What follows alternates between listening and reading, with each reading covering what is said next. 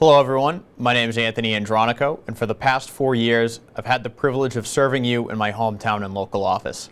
As a school committee member, as vice chair of the school committee, and now as your Ward 2 counselor.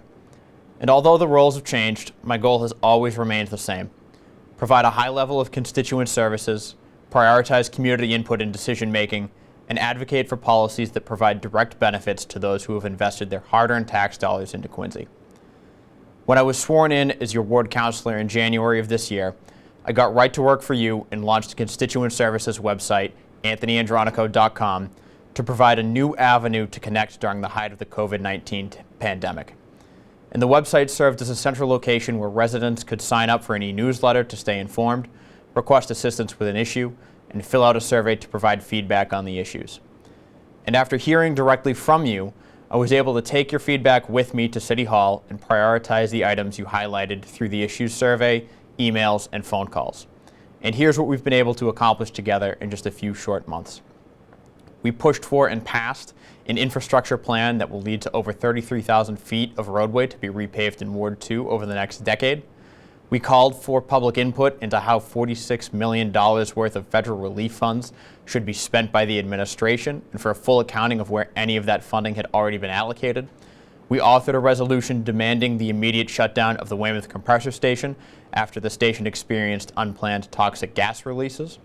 We partnered with the mayor's office in the state to address COVID-19 vaccine supply chain issues to ensure that our seniors at 1000 Southern Artery and other buildings got a mobile vaccination clinic. We worked with the Parks Department and neighborhood advocacy groups to conceptualize ideas to reinvigorate Faxon Park in the years ahead. Most importantly, we've asked the tough questions at City Hall and opposed spending proposals when they didn't provide direct benefits to current residents. And while looking ahead at the challenges we'll face, here's where I believe our focus should be. Keeping Quincy affordable. Quincy is a great place to call home, and because of this, we've seen a massive boom in development as more people seek to become Quincy residents themselves. However, this has played a role in driving up property valuations and causing many longtime residents to feel the squeeze on their property taxes. To help ease your tax burden, I believe we should implement a residential property tax exemption that would allow owner-occupied homes to see an up to 35% reduction in their property taxes. This is a common exemption around Greater Boston, and I think our homeowners should benefit more from the development within the city than they have in the past decade. Second is ensuring Quincy Point and Penns Hill get their fair share of funding. Throughout the years, Ward 2 has been fortunate to have councilors who have spoken up to ensure we get the attention and investment we deserve from City Hall. We need to continue that tradition as the city considers where to allocate funding for road and sidewalk repair, potential updates to Faxon Park to make it a more welcoming place for families, and a long-term plan to turn the Forever Clubhouse into a satellite senior center. And third, and probably the most important, is bringing your voice to decision making. The council serves as a link between the citizens of Quincy and their local government. Our job is to connect you with the resources and services you deserve, create local laws, and approve spending items.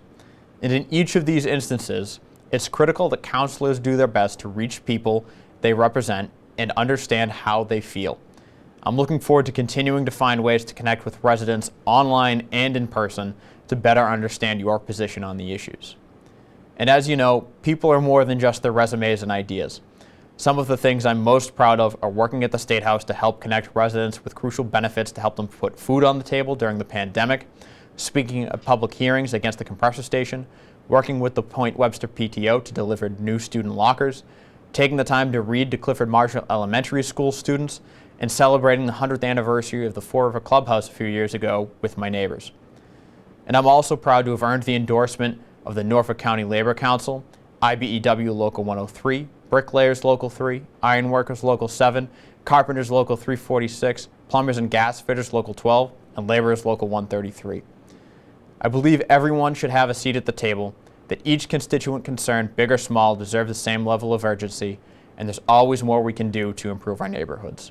We're just getting started, and if we continue to work together and fight for Quincy families, we can make Ward 2 in the city of Quincy a better place to live, work, and raise a family.